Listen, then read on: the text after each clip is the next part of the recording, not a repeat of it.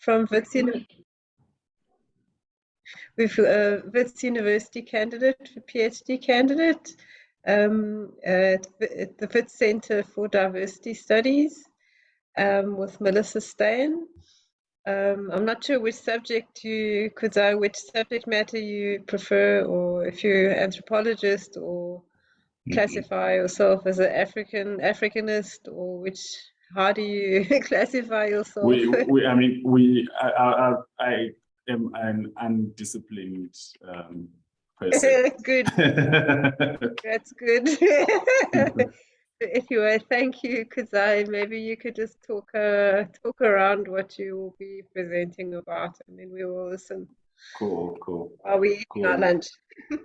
Cool. Thank you so much, Sarisa. And yeah, by extension, my background is in media, and that was my first degree. And then I started doing critical diversity studies at the Wits Center for Diversity, for Diversity Studies. So I just submitted my PhD for examination, where I was looking at the experiences of Black queer people, experiences of home amongst Black queer people that are living in Joburg. So so the kind of work that I do work with or love doing is critical diversity literacy, where we deal with a lot of power issues and power relations. And so before I start, I just want to give a background to this paper, which is basically like work in progress. And thank you so much for inviting me. And this is a good platform to really develop this and to think about these questions. And I think it's a very, for me, and I hope that we all agree at the end, it's a very important and topical issue. My supervisor, Prof. Stein, and myself came up with this article when we had discussions about the representation of Black politicians and South Africa in mainstream social media, etc. And also this narrative of the end of the democratic South Africa, sort of the doom and narrative of doom and gloom. So the title of the presentation is the racialization of political problems, an analysis of negative racialized narratives of post-apartheid South Africa in selected media reports. And I'm going to read the work. During the early years of its democratization, South Africa pursued and protected neoliberal interests. And with the inspiring images of Nelson Mandela circulating, the country was held in great light. Writing in 1998, Gordon and Wolf wrote amid negative portrayals of the rest of the continent that no country more dramatically symbolizes Africa's political renaissance than South Africa. They wrote that South Africa stands as a model to the world in the thoughtful and innovative approach it has taken to systematically righting the wrongs of its morally corrupt apartheid past, to remaking a historically autocratic, institutionally racist and divided society into a united democracy. Fast forward to 2021, where this work was written, South Africa's unemployment rate is high, crime is rife, and corruption is on the rise. Unemployment, medical care woes, inequality, and corruption seem to have been worsened by the COVID-19 pandemic in the picture. In the words of Wright, South Africa teeters as it is riddled with corruption, is divided politically, and is unsettled by deadly turmoil, and is overcome by the pandemic. According to the Trading Economics, the country's unemployment rate rose to 34.4% in the second quarter of 2021, from 32.6% in the previous period, marking the highest jobless rate since 2008. This was all in the context of a worsening pandemic crisis and a week of deadly unrest and looting in July 2021. Also, the country has recently turned off any potential investor confidence due to ongoing crisis in the South African Airways and Eskom, with the latest decline leading to different phases of power cuts in what has become a buzzword, load shedding. Despite its vast natural resources from gold and diamonds to titanium and uranium, South Africa still suffers from these electricity blackouts. To add insult to injury, corruption continues to haunt the country and citizens. South Africans have become accustomed to the quotidian sounds and visuals of corrupt Black African politicians in the media. According to Lanegram and Ito, corruption for South Africans has become a normal, everyday occurrence. In almost every year, there has been a scandal of high-appointed politicians being corrupt. An example is the infamous Jacob Zuma and his corruption web, which at its zenith and eventual demise implicated the Gupta family and some important government officials. Zuma became president in 2009 and has been implicated in a lot of corruption scandals dating back to 1995. That's Lanegram and Ito. So based on these events, some scholars have drawn a connection between corruption, Jacob Zuma, and the potential end of the ANC era. An extension of these sentiments is applied by critics who have also drawn a connection between corruption and the potential demise of democratic South Africa. Another example is of the health minister, Zweli Mkhize, who was implicated and found complicit in a COVID-19 communications contract allocation scandal. And according to Fihlani, the health minister was implicated in a scandal involving the awarding of a communication contract, and a probe by the SIU found Zweli Mkhize guilty of a distinct lack of oversight. And there's a part by in Fihlani's article which says money from the deal was used to buy Dr. Mkhize's son a car, and he was also given around 20,000. Hence, the Jacob Zuma and Zweli Mkhize cases are just two of the infamous corruption scandals that have rocked South African public and media in most recent times. A stroll back in time saw Willie Hofmeyr, the former head of the Special Investigation Unit, report in 2011 that approximately 25 to 30 billion South African rand was lost due to fraud. These cases, along with others, are used as evidence of the dark cloud that hangs over South Africa's democracy, transparency, and the very existence of a vibrant, efficient, and honest South African nation state. So there's a lot of reporting, right, that's happening around this corruption.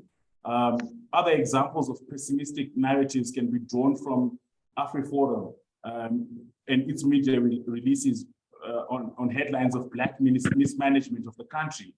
AfriForum has been described as a chauvinist, narrow white nationalist and conservative Afrikaner group in the business of narrow nationalism that seeks to protect white minority interests at the expense of the majority of South Africans.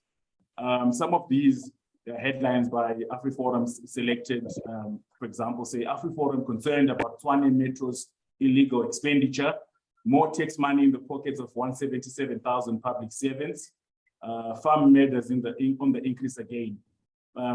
So we argue that AfriForum's dominantly conservative coverage borrows similar sentiments espoused in Afro's pessimist discourses. And at this point, I would like to move to Afro-pessimism and coloniality as foundation for the demonization of Black leaders.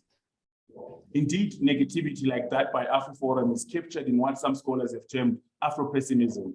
Whilst Afro-pessimism is rooted in negative realities of failed and failing states, the raging AIDS pandemic that has led to a severe loss of life, images of the brutal genocide in Rwanda, it is also rooted in the media's exclusive focus on these negative parts of the African experience without acknowledging other quieter stories of economic and democratic renewal. Afro-pessimism also neglects the reality that neo-colonialism and coloniality create some of the current conditions for state failure in Africa. Black people in leadership are often constructed as corrupt by the media, especially if they are headlined in newspapers in newspaper articles that account for their consumerism. And a typical example is that of Winnie Mandela, whose representation was at the intersection of race and gender in the politics of representing Black female consumption. Mehita Ekani's work writes about Winnie Mandela's image, and she found that media narratives of Winnie's taste for diamonds, champagne, mansions, and expensive clothes are deconstructed as ideologically loaded and influenced by racialized and gendered power struggles. So parallels can be drawn from the BBC story by Fihlani, where he wrote that money from the deal from Mkhize's corruption was used to buy his son a car and also given 20,000. This framing is that Mkhize's corruption and nepotism was meant to fulfill his conspicuous consumption. Conspicuous consumption is currently seen exclusively as a Black issue, and there's silence on white dominance and white material excess, and that's according to Milazzo. In this case, the Black leader is constructed as a fixed metaphorical symbol of corruption and inefficiency, without acknowledging that corruption and inefficiency is not naturally a Black thing. Coloniality and Afro-pessimism are not carried by white bodies, but also by Black bodies. So I don't have time to get into this, but also how Black people also kind of ride onto the wave of Afro-pessimism, that whole dynamical idea of internalization. So all of these kind of follow a racist gaze, which informs the framing of certain geographic territories, bodies, as essential, predefined, and imperfect.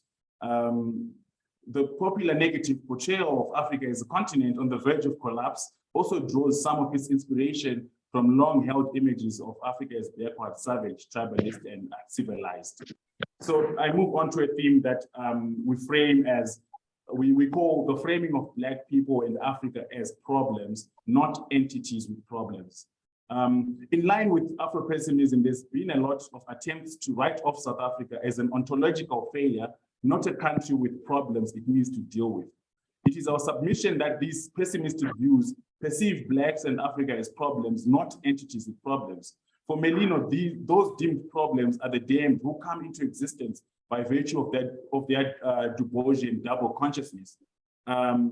While certain media reporting on South Africa, for example, may be based on real events, there exists a moral panic about the representation of this news in international media.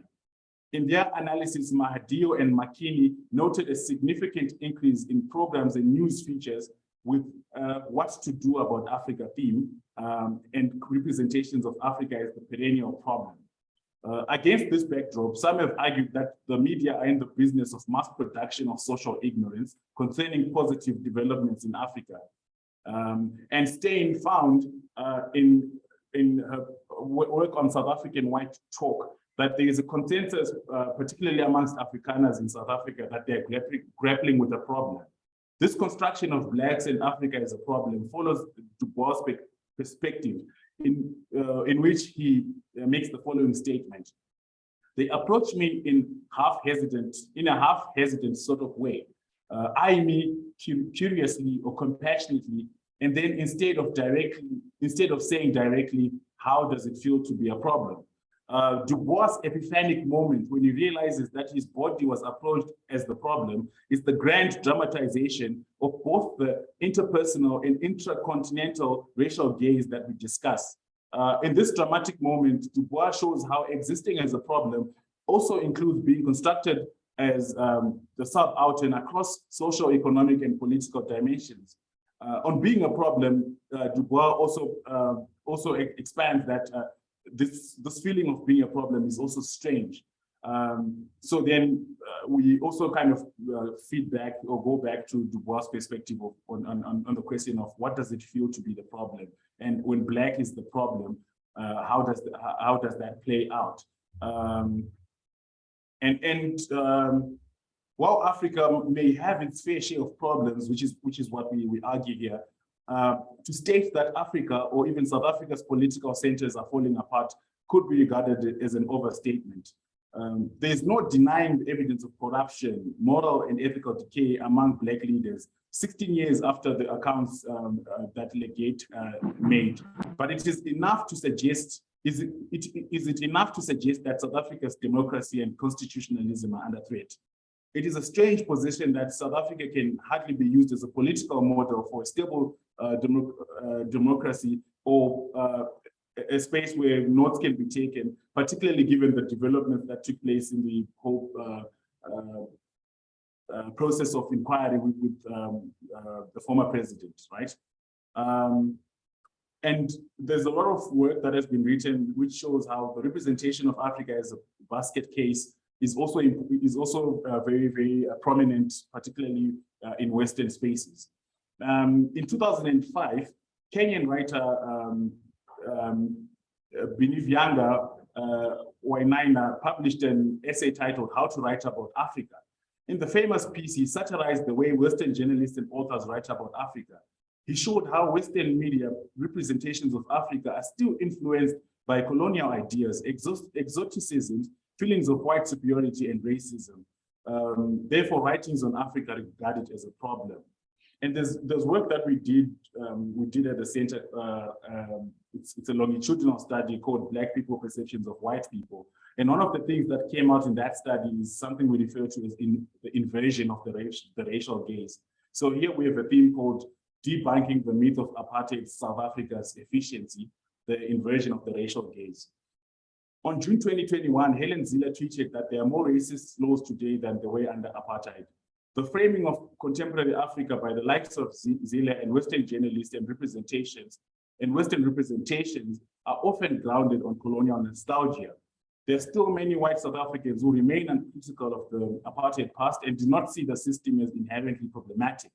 You often hear statements by some white and Black people stating that apartheid years were less corrupt and more efficient than present times.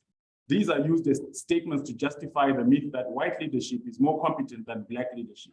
Indeed, in these statements, there is convenient ignorance about the way the apartheid era went about its business.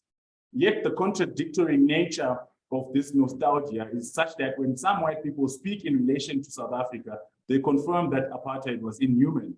For example, in a study, Thaysen found that it was fairly common for white respondents to complain that Black South Africans were deliberately using the word apartheid past to discriminate against whites. And then they referred to this as apartheid in reverse.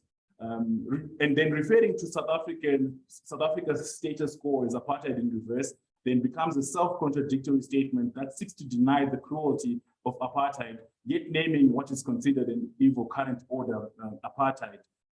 This belief also overlooks and confirms the fact that during apartheid and even now, South Africa suffered so many socioeconomic problems such as poverty, inequality, conflict, and crime. Therefore, how one can hold the apartheid model as a way of ideal state, which is appalling. In 2009, Kudzai Vanyoro concluded that on a comparative assessment, the apartheid regime was more corrupt than the post-apartheid regime. Therefore, in the transition to the new South Africa, what Black leaders did was inherit a corrupt machinery. Kudzai Vanyoro stated that the political leaders in South Africa were very corrupt. They turned out as irresponsible leaders and their government was seen as ineffective. For example, the governance that committed apartheid crimes against humanity caused debt to the effect of 26 billion that drains South Africa's social and economic resources. Van Vuren documented corruption that occurred between 1976 and 1994. This involved large-scale corruption or grand corruption, maladministration involving members of the private sector or functionaries of the apartheid state. Surprisingly, in South Africa, the issue of grand corruption under apartheid has been the source of comparatively little debate. So I'm about to conclude the presentation where we're going to try and strike a balance of what exactly we're trying to say. So sadly, some white South Africans alike and Black South Africans, some white and Black South Africans alike have come to believe the lie of white administrative competence. This is perhaps better described as a belief in white exceptionalism that allows the regime to be remembered as brutal in the way it wielded power, yet honest in the way it managed its finances at the same time. Such lies inform the belief that any Black-led entity is bound to fail. This is despite the fact that in England, there is evidence of family influence and old boys networks in which members identify one another by old school ties, apart from cliques of a newer type that are emerging. In South Africa, the Afrikaners took it further. They identified and organized themselves as exclusive ethnic groups and mobilized to promote their own interests. Therefore, a question can be asked, are white people and Europeans not corrupt, and is corruption a Black thing?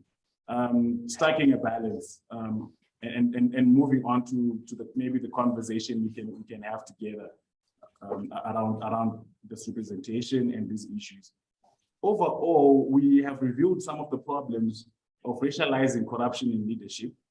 We've also shown that there are competing views about corruption in South Africa. The current government accuses its critics of nostalgia for the apartheid past, and the ANC leadership portrays corruption problems as embedded in the legacy of apartheid. Amidst this politicized Olympics of who is more corrupt than the other, we argue that a middle ground can be found. A fair analysis of corruption in South Africa, just a moment.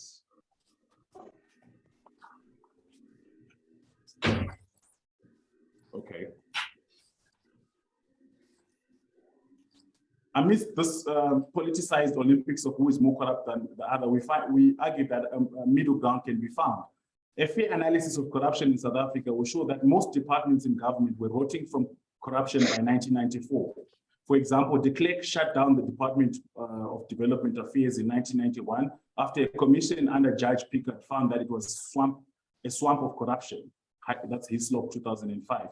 Similarly, an inquiry into the Department of Education and Training found that the department was full of corruption, fraud, bribery, kickbacks, and a general lack of accountability. As a result of these pre-existing structural issues, the new order has perpetuated old forms of corruption and synthesized new ones. That's Hislop's account. And Hislop says at length, a case in point is the Ministry of Home Affairs, which has been plagued by a string of cases of arrest of officials for selling papers to foreign nationals. Under the old regime, the department built an unenviable reputation for xenophobia and obstructionism, and this only altered for the worse under the ministerial control of the ANC's coalition partner, Chief Mangosuthu Buthelezi of the IFP.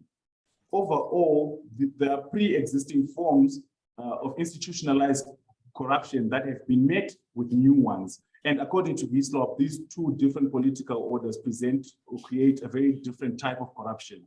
All these need to be analyzed without making reference to race as a determinant of who is more corrupt than the other. By inverting the racial gaze, we reveal that there exists not a nostalgia, but a strategic amnesia about the corrupt and morally bankrupt nature of leadership under apartheid. And those who argue that whatever South Africa is currently going through is a sign of inevitable demise reinforce some racial stereotypes.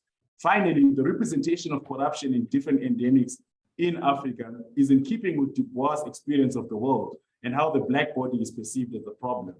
The overall argument is that while there's tangible evidence of corruption in South Africa, it needs to be understood in the context of the setup of the corrupt apartheid legacy inherited by some Black leaders. All this comes together to show that corruption in South Africa is a structural, not a racial issue. South Africa is faced with the challenge of restructuring its state entities to undo the organized nature of crime, corruption, and violence that is currently being experienced. Also, the representation of Africa and Black leaders in hegemonic media needs to be read with some degree of critique. I'm going to end here so that we can have space and time for feedback and reflections. Thank you so much. Thank you so much, Kudzai Vanyoro from Wits University Center for Diversity Studies. I think if we have some comments or questions, we can take them. And I also maybe want to kick off the comments by saying that the allegations of corruption in South Africa are not new to South Africa or even Africa, because there are many other countries who have similar problems, and many other countries are also struggling with increased divisions between conservatives and liberals, or conservatives and left. Increasingly, the conservatives seem to be blaming the rest of the population for corruption. So it is a common occurrence where conservatives would blame other people for corruption. So, I mean, is corruption real, or is it? I think the argument is not whether corruption is real or not. Is it the racism is it justified by this racism that is that pervades it currently in South Africa. Are there any other inputs?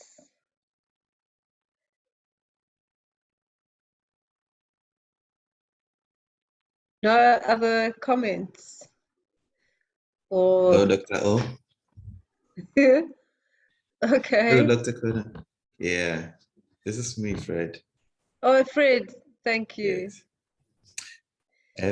I wanted to find out because in African society, mostly I'll base my perception on West Africa. If you're a politician, you are seen to be somebody who is going to help the family, or they expect you to be having some kind of wealth because you're in politics. And so when it comes to societal perspective, you don't really see it as corruption when a politician is amassing wealth. Because if at the end of your tenure, you don't have anything to show, the same society can point fingers at you that you were in power and you were not able to get anything for yourself or help anyone in your family. So I want to find out from Kudisha how he is defining corruption in African perspective. Yeah, thank you.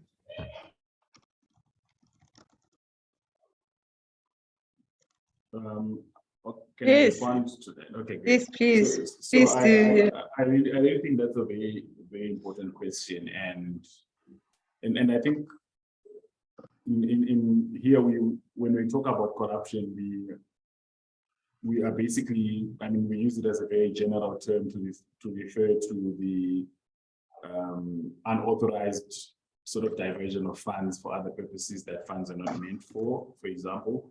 But you can also talk about what is referred to in Zimbabwe as Kamalism, which is some degree of patronage, where you are basically looking out for the best interests of your own people, like you mentioned there. So I think there's that issue also. Like another example relates to that idea of morality and moral decay and unethical leadership. And when it comes to what the example you've raised of, if you're a Black politician and you get into a space of influence and your family expects something from you, I think there are two issues involved if we're to use sort of some form of an analysis, that there is definitely a deprivation to be acknowledged or a disadvantage to be acknowledged, and in relating to context in which some Black leaders find themselves in or are operating in. But also there's also another question of how the structure facilitates, or how the structures in place also enable or currently set a precedence that enables people to be able to channel funds or do whatever they want. A clear example is the ongoing rhetoric of how people feel like South Africans feel like when they voted in Ramaphosa, he would be a more ethical leader, particularly because he's already sort of made money. So they were just talking about, well, we thought that this helps because we thought that the issue was about deprivation and wanting to get out of deprivation. But then when such things happen, when unethical leadership and corruption happens amongst people that are considered well off, then we start to also then ask the question that is it really, which goes back to our argument, that is it really about race? Is it really about where people are coming from? Or something can be said about the spaces that Black people are entering to become leaders, and the way that those places are structured, and how entering those spaces can allow one to continue with what has already been happening, or what is already happening within that particular country. We could think of the parliament or the government. Is it really about agency or structure, or there's a middle ground that can be made, and that's what we're basically grappling with here. I hope that kind of also adds on to the complexity of your question, which I do not have an answer to. There is a hand, Pilani Moyo, Professor Moyo.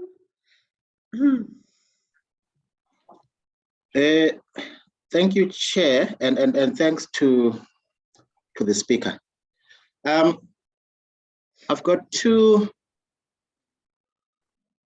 questions which I hope will allow us to probably expand the debate a bit more.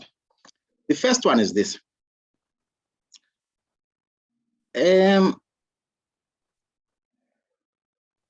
From a sociological position, there is nothing wrong with racializing politics. The reason why I'm saying so is because politicians get into political contestation to win power at whatever level. And so to achieve that, they will employ both clean and dirty tactics towards that end.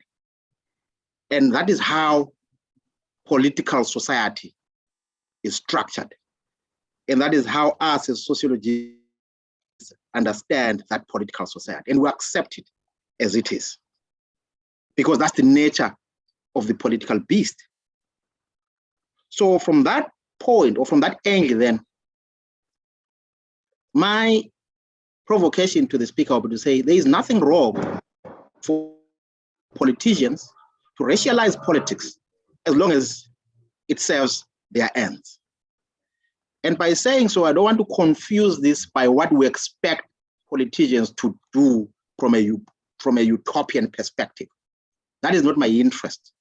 But my interest is why politicians racialize politics and what they hope to achieve by so doing in the South African context. We have two good examples of that.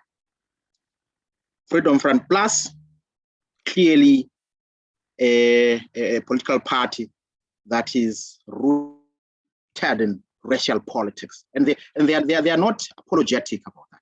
We know it. Then we've got the DA, which has tried to position itself as center-left. But most people who are students of politics will know that that center-left position they have taken is simply posturing. We know what they stand for. That's the first part that I hope the speaker can help us to reflect on. The second one expands the debate on corruption that the speaker has been answering. And don't get me wrong on this issue on corruption. I know there are so many white people, so many people of Indian origin that are corrupt. In the case of people of white descent that are corrupt, we've got the Steinhoff case. And then in the university system, we've got the case of UJ, where those two senior financial managers were accused of corruption, but the matter never received enough or wide coverage as what normally happens when Black senior managers of business are involved. So my point on this corruption is this. Is it that Black people are portrayed as being more corrupt by the way media communicates and interprets corruption, or the fact of the matter is that Black people are inherently corrupt in this country? I'll end there for now and allow the speaker to help us reflect on this, because when I deal with such issues, I run away from utopian society, and I always try to understand them from a different angle. Thank you, Chair. Thank you so much, Prof. Pilani Moyo, for your inputs.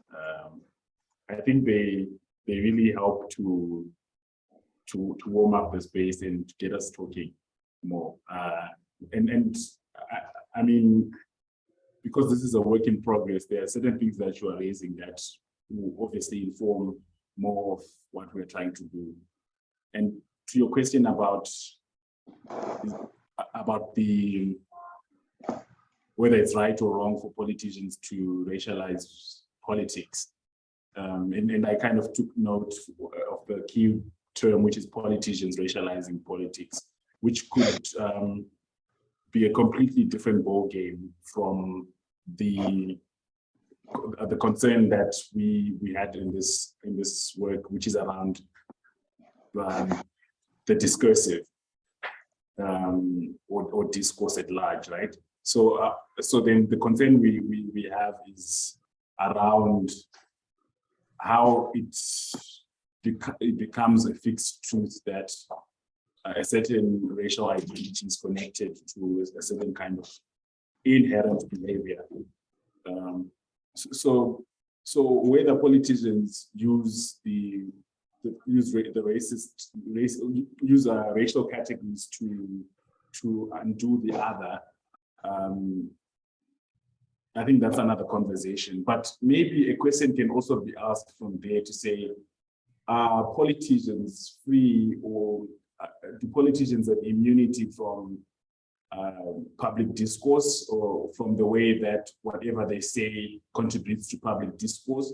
Because we also tend to kind of, for lack of a term, de-discourse politics or politicians, or sort of have them off the leash with whatever they say is part of the political game, which is a dirty game. But then the political game is also founded on the very principles of inclusion and exclusion on which different societies are founded. So I think to that question, or to that comment, I to some extent take a different stance towards how I feel about it.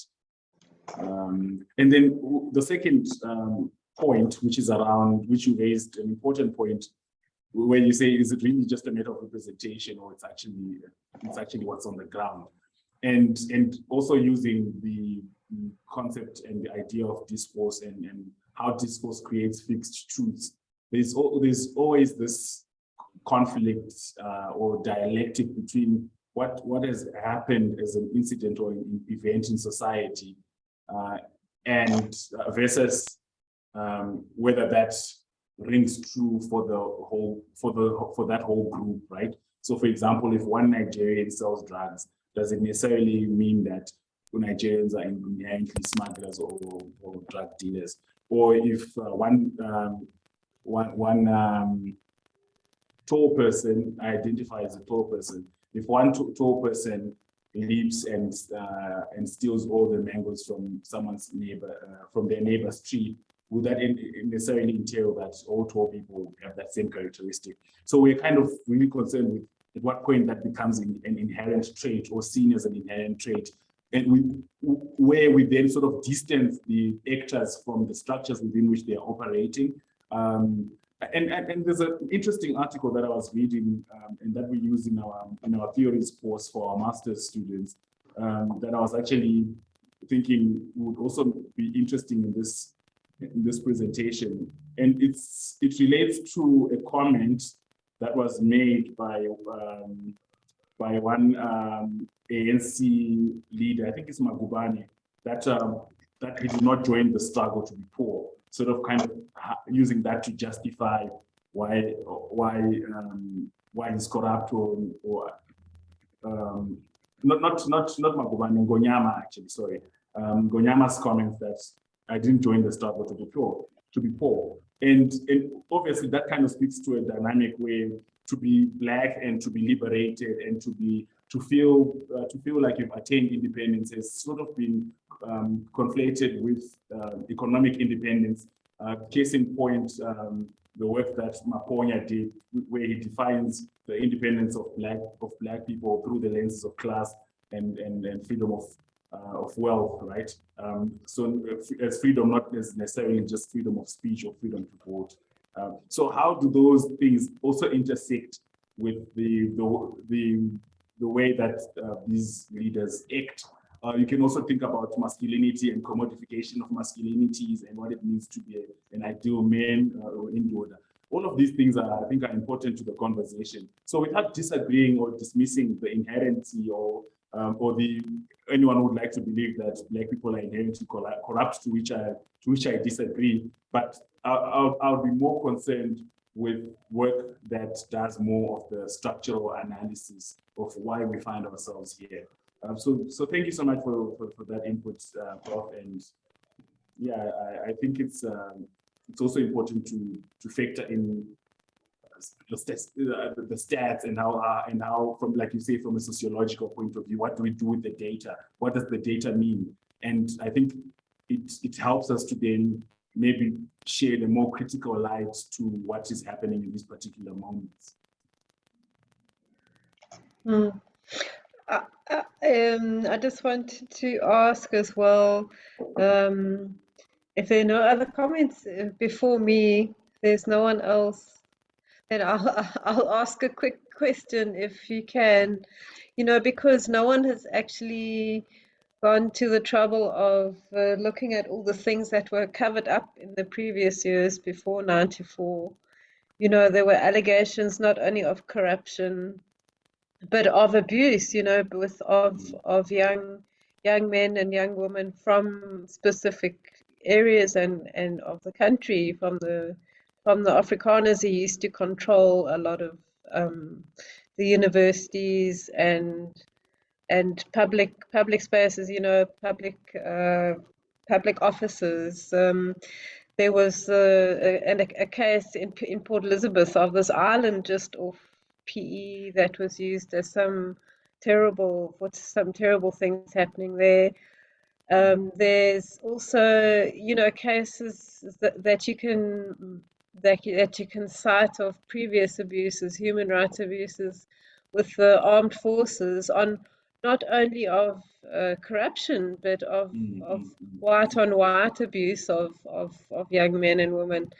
So, and then there's also recently, sexual harassment cases against old school anthropologists, old boy club things happening, and at Harvard University, for example. So these and all our cases are of people misusing their position to actually determine the future of young academics and young, public officials. So people in public official positions, or even young academics, might find themselves limited by these old boy clubs, old white boy clubs that exist, because those are globally found, and it's problematic because a lot of the older school people have white people have a lot of nostalgia for the past, but they very quickly forget.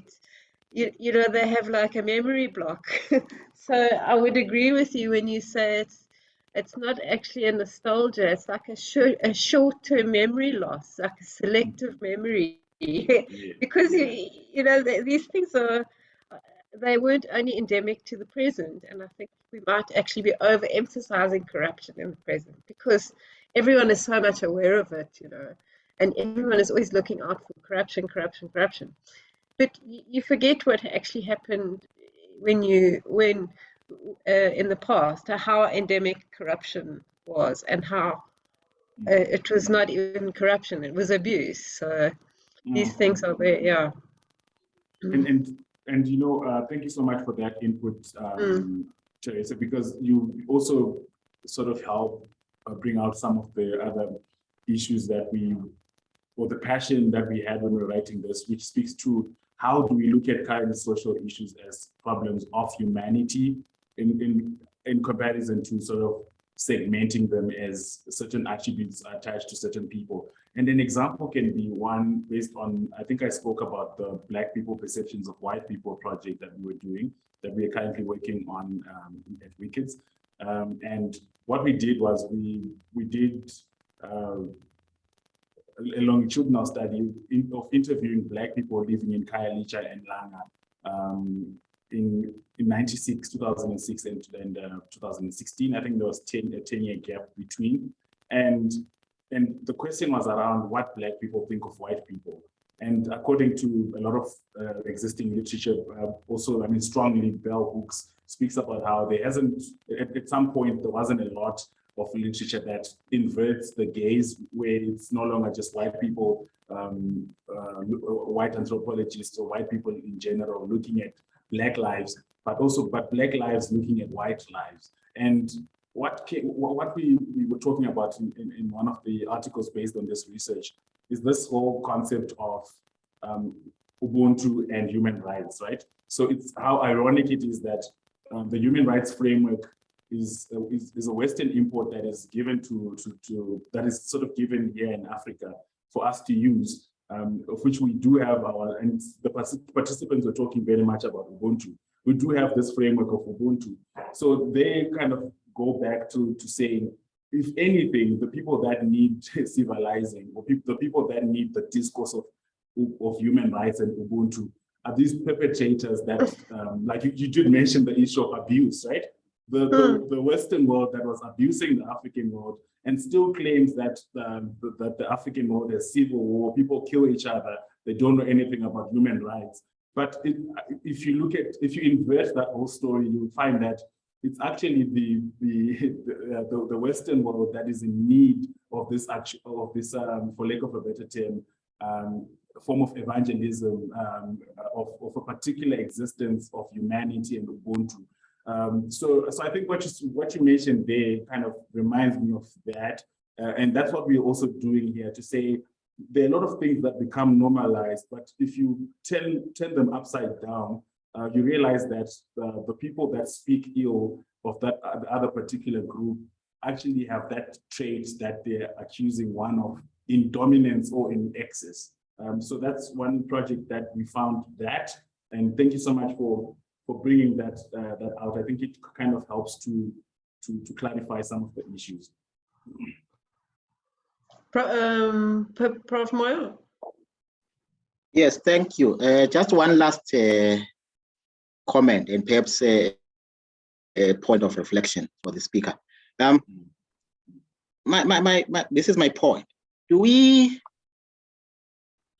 have Black racists in the South African political landscape? And I'm asking this question in the context of clear Black nationalism that anchors the economic freedom fighters' political project.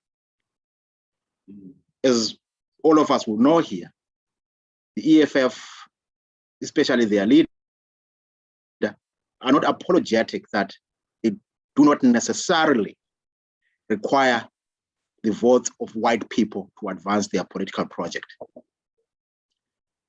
And based on that, they have premised and driven their political ideas on changing South African society for the benefit of Black people. And by benefits here, I'm referring to mainly economic benefits for the Black people. But I'm not concerned a lot about the economic benefits, but I'm concerned more about how they've structured their political message. Hence my question, which is, are they driving Black racism to advance their political project and their political ideas? Thanks, Chair.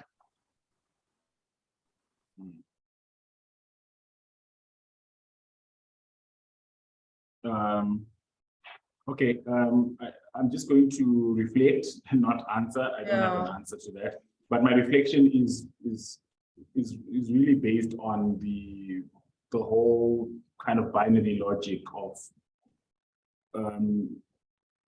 who has the most power, or who is in possession of the most resources, or one who occupies a positionality of privilege is most likely to be the one who can enforce any form of exclusion towards the other.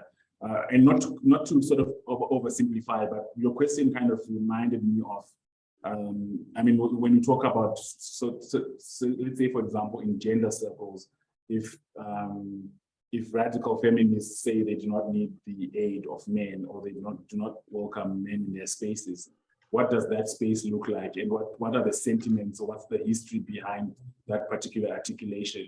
And I can also cite here Steve Biko's approach towards neoliberals during in the course of the Black consciousness movement, where he was very suspicious of having white liberals as allies, right? Particularly because of how far they can extend themselves in helping in the project, to articulating the matters of the project. So I think when it comes to the politics of organizations such as the EFF, one can be compassionate towards the existence or the creation of a space that is in and of itself meant to have people that have historically been marginalized, and kind of distancing itself from the groups and the communities that were not necessarily, some of them, most of them, not necessarily alive during the commission of some of these abuses and crimes during apartheid,